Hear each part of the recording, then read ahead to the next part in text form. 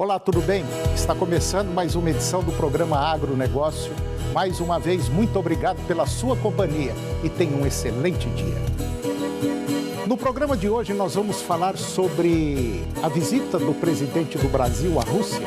Vamos comentar também sobre o plantio da segunda safra de milho. Vamos comentar sobre manejo de animais em lactação e também sobre a seca, que atingiu uma grande parte da região sul do Brasil. Vamos falar sobre a alta e escassez dos insumos que acende um alerta para a safra 22-23. O programa Agronegócio já está no ar.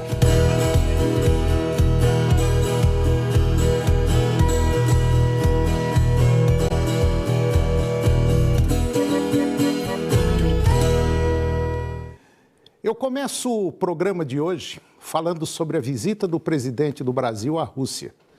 O presidente Jair Bolsonaro esteve na Rússia e se encontrou com o presidente Vladimir Putin. E na pauta, interesses brasileiros, especialmente no agronegócio. A viagem ocorreu em meio às tensões entre Rússia e Ucrânia, que não foram abordadas pelos dois líderes. O encontro durou cerca de 2 horas.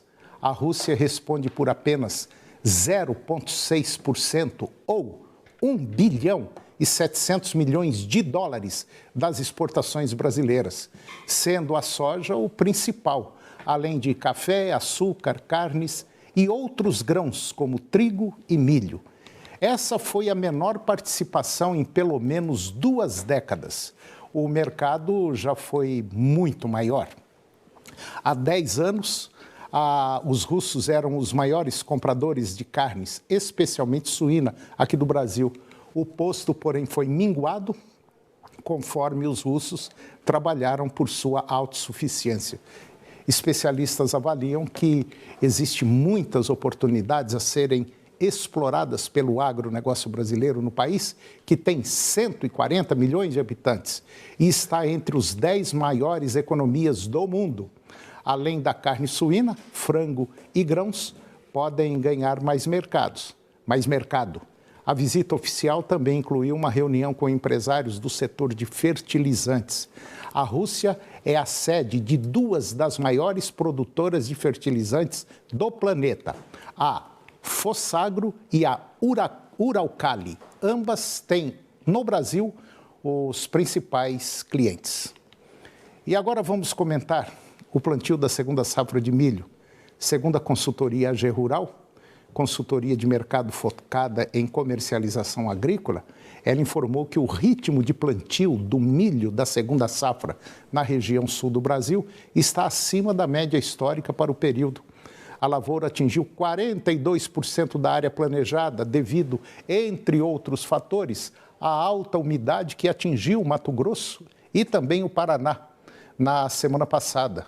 Até a semana anterior, agricultores tinham semeado apenas 24% da área na principal região produtora do país, enquanto na mesma época do ano passado, o atraso foi grande. Eles tinham semeado somente 11% do planejado.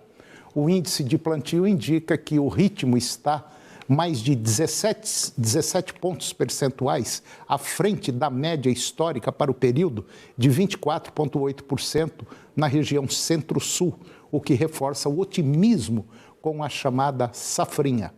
O plantio está sendo feito em uma janela muito boa, porém precisa se confirmar, vamos dizer, uma condição climática favorável durante a safra. Pelo menos é o que afirmam analistas de mercado. E agora eu vou conversar com Lucas Rafael de Francesco Moura. O Lucas, ele é promotor técnico da Campo Nutrição Animal. E nós vamos falar de um tema muito importante. Nós vamos falar de manejo de animais em lactação. Lucas Rafael de Francesco Moura, bom dia. Tudo bem? Bom dia, Toninho. Bom dia, turma de casa. Tudo bom? Tudo firme. Pois é, Lucas, o setor produtivo leiteiro vem passando um perrengue desgramado com preço. Insumos lá em cima, né, Toninho? Preço do insumo lá em cima, e preço que o produtor está recebendo, vamos dizer, quase que lá embaixo, então, de maneira geral, a conta não fecha. Então, o sujeito tem que ser muito bom de conta e muito bom operacionalmente falando para poder empatar ou ganhar alguma coisa, né? É mais ou menos isso, né? É mais ou menos isso. Apesar das dificuldades, a gente ainda tem muito cenário nessa parte do leite hoje em dia. O que a gente vem falando a campo, hoje em dia, nas fazendas, é para a turma ser mais eficiente e fazendo melhor o básico, né? O que seria o básico? Pesar leite mais vezes, dividir lotes e gastar com quem a gente pode ter algum retorno dentro da propriedade. Então, é possível a gente, sim, ter uma pecuária leiteira bem eficiente nesse cenário hoje em dia, Toninho. O leite é um setor que provavelmente não falha nem um dia durante os 365 dias do ano, né? É sábado, é domingo, é com chuva, sem chuva, sol, o sujeito tem que estar lá tirando o leite do seu animal.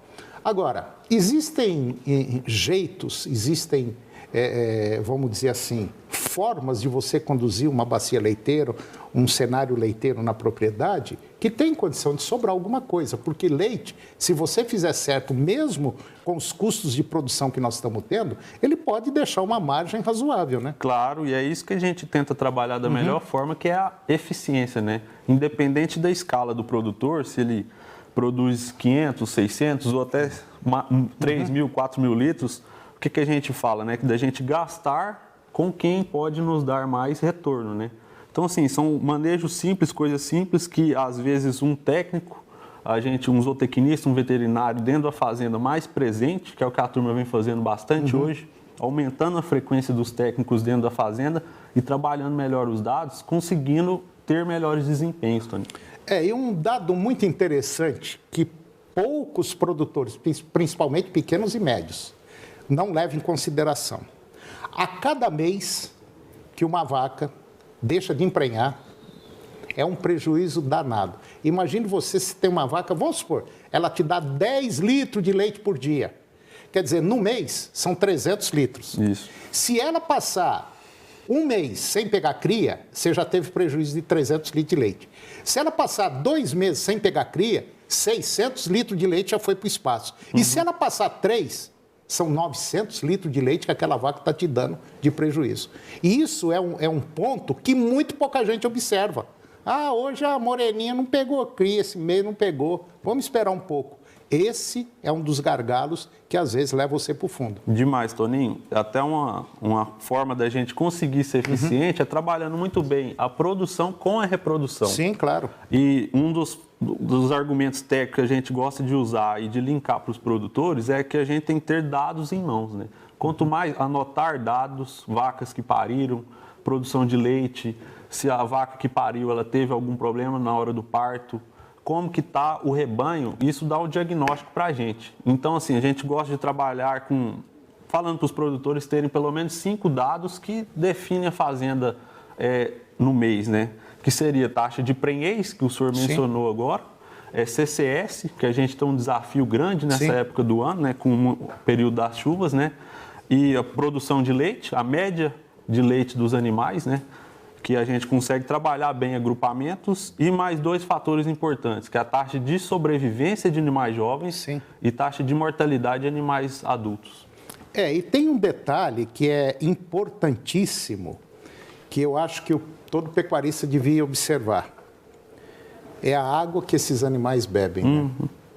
Água de represa, água de rio para esses animais, ou seja, lá para qualquer outro, o prejuízo gira em torno aí de, no mínimo, 15% de produtividade, né? Vai embora, 15 a 20%. Então, se você não der conta de beber aquela água que o gado está bebendo, é melhor você não dar para o gado, não. Porque se fizer mal para você, vai fazer mal para o gado também e ele vai produzir menos. O senhor falou tudo. 87% do leite é água.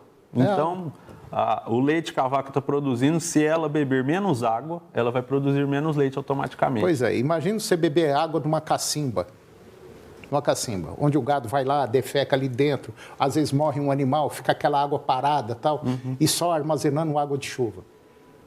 Se ele beber, pode ter certeza absoluta, o leite é basicamente água e você vai ter problema com o seu animal. Então são esses detalhes que o senhor mencionou que eu acho que somando tudo no final vai gerar aquela eficiência do produtor. Ele sendo eficiente nos pequenos detalhes, leite é detalhe, né? A gente faz conta de centavos, né? E eu tenho um costume de dizer o seguinte, o capeta te pega no detalhe. Aquele negócio que você fala, não, isso é bobagem, não liga, não. É ali que ele vai te pegar.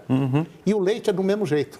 Isso mesmo, senhor. Quer dizer, se você tratar bem o seu rebanho, com calma, tranquilo, não gritar com o animal, não bater. Eu vejo gente aí dar tapa na cara de bezerro que quase vira o coitado com as pernas para cima. Quer dizer, isso é um erro. Isso daí faz com que tudo isso, juntando com as coisas ruins que já tem, faz o seu animal produzir menos. E às vezes até um animal bom de leite. A gente gosta de falar que as nossas vacas, a gente tem que tratar cada uma do rebanho como se fosse uma vaca de torneio leiteiro. Então, assim, da melhor forma. É verdade.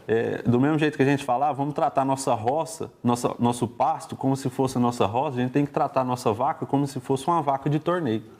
Investindo sempre em conforto e uma nutrição precisa, manejo, como o senhor mencionou, sem gritar, sem fazer ela correr. Água boa. Comidinha na hora certa. Conforto. Assim, a gente sempre gosta de falar, o vaca gosta de rotina, né? Comer a mesma quantidade todo dia, na mesma hora. Lugar limpinho. Lugar limpo. Se tiver que fazer algum investimento, faça em resfriamento, faça em conforto. Por isso que a turma está confinando animais. É verdade. Está partindo para esse rumo, Toninho. Bom, eu conversei com Lucas Rafael de Francesco Moura. Ele é promotor técnico da Campo Nutrição Animal. E nós batemos esse papo aqui só para dar um alerta para você. Eu sei que você deve estar meio nervoso com o preço de leite, o leite não está subindo e fica caro fazer silo. Todo mundo sabe disso, a gente está careca de saber disso aí. Agora, tem um detalhe, se você também não for um bom observador do seu rebanho, você não vai ter o resultado que você está esperando, não. E dependendo do lugar, vaca, até 10 litros de leite, olha, você toma cuidado. Você tem que aumentar. Vende as vacas até 10 litros, vende 2, 3, compra uma só de 25, 20 litros, que você vai ver como as coisas vão melhorar e melhorar muito. É mais ou menos aí. Produza mais com menos, né, Toninho? Produza mais com menos. Lucas, muito obrigado pela sua presença aqui no nosso programa. Eu vou te trazer mais vezes aqui para a gente ir discutindo. Já pode pensando num outro tema aí que é muito bom a gente estar passando isso, tá certo? Fico à disposição, Toninho. É um prazer. Muito obrigado. Eu que agradeço. Obrigado, Lucas. E depois do intervalo, nós vamos falar sobre a seca que atingiu uma grande parte da região sul do Brasil. Vamos comentar sobre um problema que pode complicar a vida dos agricultores, principalmente dos produtores de soja. E vamos comentar sobre a alta e escassez dos insumos que acende um alerta para a safra 22-23. É um minutinho só, nós voltamos já.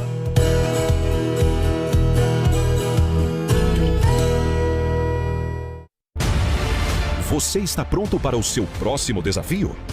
Leve a nova Ford Ranger nas concessionárias Ford.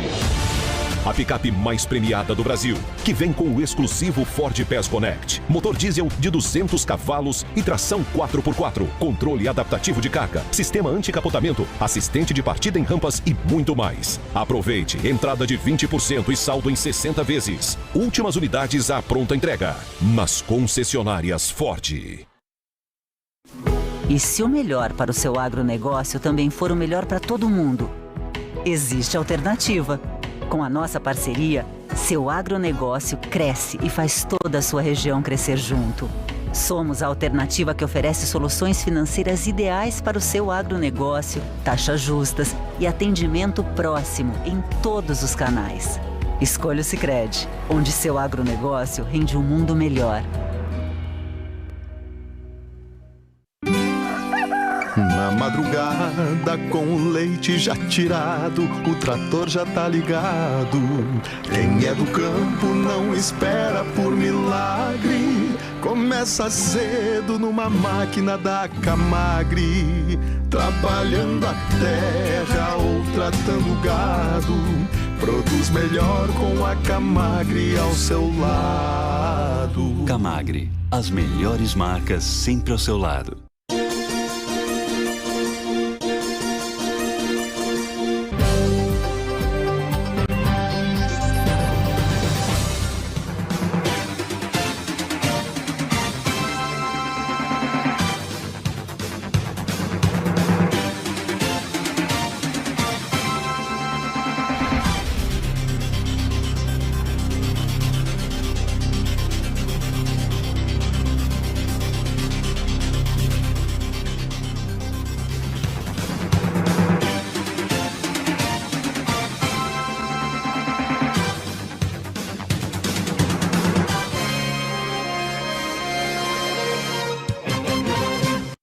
Agronegócio.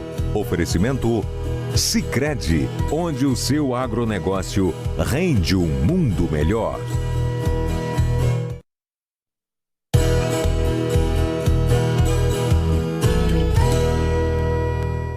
Eu estou de volta e agora nós vamos comentar sobre a seca que atingiu uma grande parte da região sul do Brasil. A forte seca que atingiu nos últimos meses os três estados do sul e também o Mato Grosso do Sul, bem como a chuva torrencial no Nordeste, começaram a apresentar a conta. Estimativas da Confederação da Agricultura e Pecuária do Brasil, a CNA, apontam que, até o momento, uma quebra de 25,2 milhões de toneladas na produção de grãos nessas regiões por causa da estiagem. E neste pacote estão soja, arroz e as primeiras safras de milho e feijão, semeadas no Rio Grande do Sul, Paraná e Santa Catarina, e também no Mato Grosso do Sul. A oferta mais apertada de alimentos já bateu nos preços ao produtor e começa a chegar no prato do brasileiro e nos índices de inflação. Em janeiro, a alta dos alimentos respondeu sozinha por 43% do índice de preços ao consumidor amplo, o IPCA, de 0,5%, a medida oficial de inflação. Também em janeiro, o valor da cesta básica de alimentos apurada pelo Departamento Intersindical de Estatística e Estudos Socioeconômicos, o DIEESE, subiu em 16 de 17 capitais. A disparada das cotações do milho, da soja e do farelo de soja provavelmente devem ter desdobramentos nos preços ao consumidor das carnes de suínos e aves e do leite, e nos próximos meses, já que esses insumos são base da criação de animais. E agora vamos comentar sobre um problema que pode complicar a vida dos agricultores, principalmente dos produtores de soja. A Bayer, fabricante alemã de produtos farmacêuticos e agroquímicos, informou que, agora na semana passada, dia 14, que terá que reforçar a cadeia de suprimentos envolvida na produção do herbicida glifosato nos Estados Unidos. A estratégia será necessária após um fornecedor norte-americano enfrentar problemas na oferta de um dos ingredientes ativos da formulação. Segundo o comunicado da Bayer, recentemente, um fornecedor de uma matéria-prima necessária para produzir glifosato e herbicidas agrícolas da marca Roundup, na fábrica da Bayer em Luling, na Louisiana, sofreu uma falha de equipamento em sua fábrica. A companhia afirmou que a paralisação na linha de produção dessa unidade pode ter alguns impactos de curto prazo na produção do glifosato. O fornecedor, que não foi nomeado pela Bayer, está a caminho de restaurar a capacidade produtiva rapidamente. Pelo menos é o que disse a empresa alemã. A Bayer acrescentou que adquiriu matérias-primas adicionais e fez mudanças na produção para ajudar a gerenciar melhor a situação e restaurar os volumes. E agora eu vou conversar com Júlio Zavala. Júlio Zavala é diretor da AgriAcordo no Brasil. E nós vamos comentar sobre a alta e a escassez dos insumos que acende uma luz para a próxima safra. Júlio Zavala, muito bom dia. Muito obrigado pela sua participação aqui no nosso programa para falar de um tema preocupante. Tudo bem? Bom dia, Antônio. Muito obrigado pelo convite. Tudo bem, graças a Deus. Um pouquinho ronco, mas acho que mas isso aí passa. Pode ficar tranquilo que passa. Pior está a preocupação para a próxima safra, que a gente corre o risco de não ter insumos, como eu acabei de falar aqui agora, e também falta de fertilizantes e um mercado meio conturbado em nível mundial. É mais ou menos isso? É isso, Antônio. Eu acho que a notícia da Bayer, que para mim não é surpresa, é uma boa introdução à nossa conversa. eu acho que não é só um problema da Bahia. Em geral, a matéria-prima para fabricar glifosato e muitos outros herbicidas, inseticidas e fungicidas vêm do território chinês. E a partir da pandemia, a partir do Covid e por decisão do governo chinês de melhorar a parte ambiental, a parte de segurança das fábricas, tem muitas fábricas fechadas, tem fábricas que estão produzindo com um ritmo menor ao que teriam que ter, e tudo isso impacta de cheio no abastecimento de produtos no Brasil. Isso mais falando de defensivos. Agora, falando de fertilizantes, também tem fábricas que não estão trabalhando a 100% de sua capacidade, nem falar se o negócio de Rússia e Ucrânia complica, né? Porque aí vem sanções da União Europeia e Estados Unidos e isso vai complicar ainda mais o fornecimento. A Rússia já anunciou que por 2 meses vai priorizar o abastecimento de nitrato de amônio para seu país e que vai começar a entregar de novo a partir do dia, acho que 2 de abril ou 3 de abril, vai começar a entregar matéria-prima para exportar.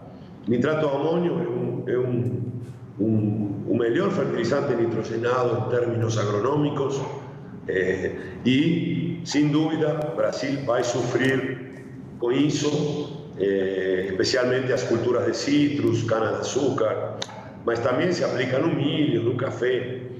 Então, o panorama é bem complicado. Bom, diante disso que o senhor está falando, e nós também já estamos dando esse recado já há algum tempo, de que o Brasil está tendo vários alertas, vamos dizer, alertas que poderão prejudicar esse setor que está segurando a nossa economia, que é o agro.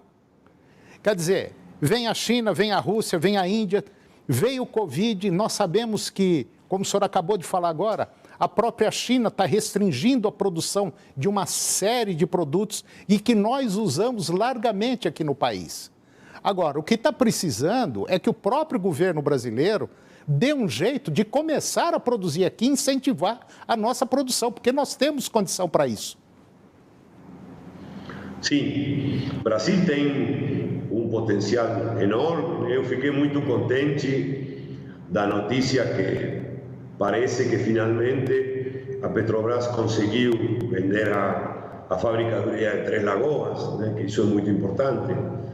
Claro que isso vai demorar, né, porque é uma fábrica que ficou parada há muito tempo e falta acabar, mas sendo ureia, que são produtos muito corrosivos, vai ter que ter muito investimento, e eu imagino 2 anos pelo menos, né, para poder começar a produzir. Mas claro que o Brasil tem potencial em fosforados, em potássicos e em ureia também.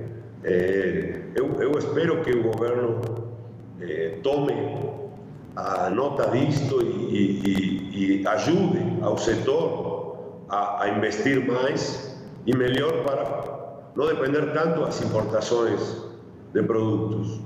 Porque se a gente parar para olhar, nós estamos com o pires na mão, ou seja, nós estamos pedindo esmola para os países que fornecem produtos para nós. Porque se for olhar friamente, basicamente nós não produzimos nada em relação à quantidade de produtos, das safras que nós produzimos. Quer dizer, então nós não temos nada, nós estamos com o pires na mão pedindo, pelo amor de Deus, para não acontecer nada de errado lá, para dar certo aqui. Agora, não pode a gente ficar dependendo de uma coisa tão séria que é o agro, uma segurança nacional, né? Exatamente, exatamente. E por isso, eu vou falar só 2 minutinhos da plataforma que a gente representa. Acontece muito no Brasil que você tem regiões, por exemplo, você falou da seca no sul. Rio Grande do Sul, Santa Catarina, sul de Mato Grosso do Sul. Nessas regiões tem produto sobrante hoje e tem produto demandante quando você sobe para o sudeste, centro-oeste e norte.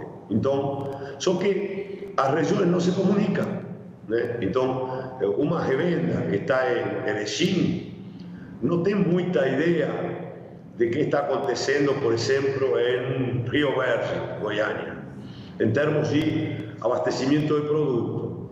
Ela não está conseguindo escoar um produto que comprou, porque nunca pensou que ia ter a seca que tem. Hoje, eu estive em Erechim 2 semanas atrás e realmente é assustador. E tem outras regiões demandando esses produtos que não conseguem hoje, porque o fornecedor habitual não tem. Entendi. Justamente porque fica tudo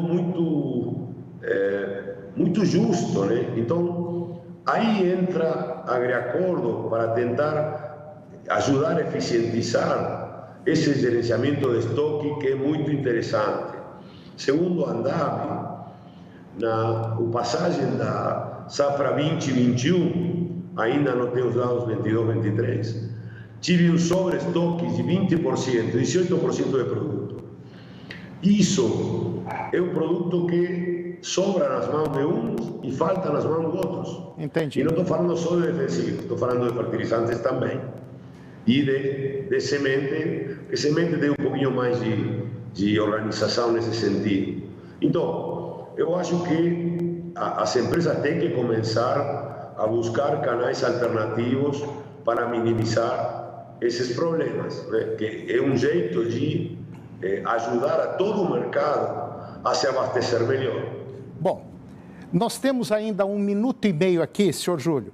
Isso significa dizer que a Agriacordo é uma empresa especializada em, vamos dizer, em buscar aonde tem, aonde não tem, onde está faltando, onde está sobrando.